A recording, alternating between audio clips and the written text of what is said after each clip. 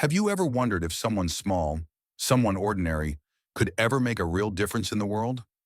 Let me tell you the story of Jael, a woman with no army, no sword, no title, and yet used by God to bring down a warlord feared by nations.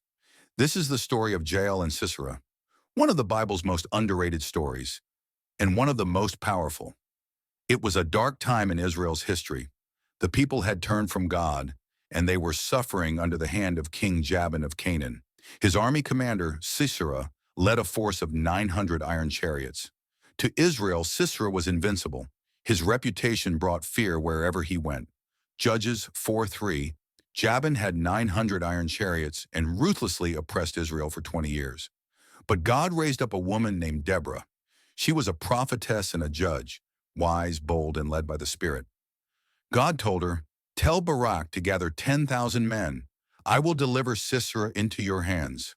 Barak agreed, but only if Deborah came with him. She said yes, but told him the glory would not be his. Judges 4:9.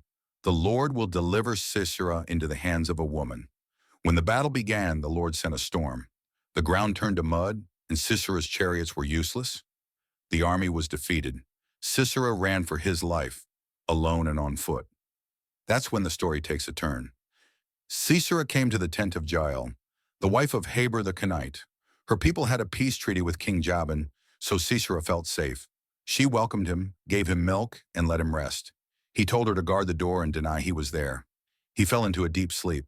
She picked up a tent peg and a hammer. In that quiet moment, she knew what she had to do. With steady hands, she approached and drove the peg through his temple. Sisera, the great commander, was dead. When Barak arrived, Jael stepped outside and said, "Come, I will show you the man you're looking for." Barak saw the body and realized the prophecy had come true. In Judges 5, Deborah sings a song of praise and includes Jael. Judges 5:24. Most blessed of women be Jael, the wife of Heber the Kenite. She honored Jael. God honored her, and Israel was free. So what can we learn from this story? God uses the unexpected. Jael didn't have a sword. She had obedience.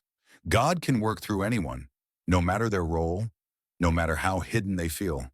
Your home, your skills, your hands, they can be instruments of his justice and mercy. And finally, the battle is the Lord's. It was never about human strength. It was always about divine purpose. You may feel ordinary. You may feel forgotten.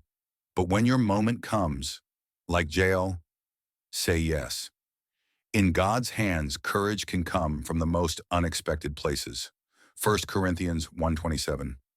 God chose the weak things of the world to shame the strong. Be ready, be faithful, be used by God,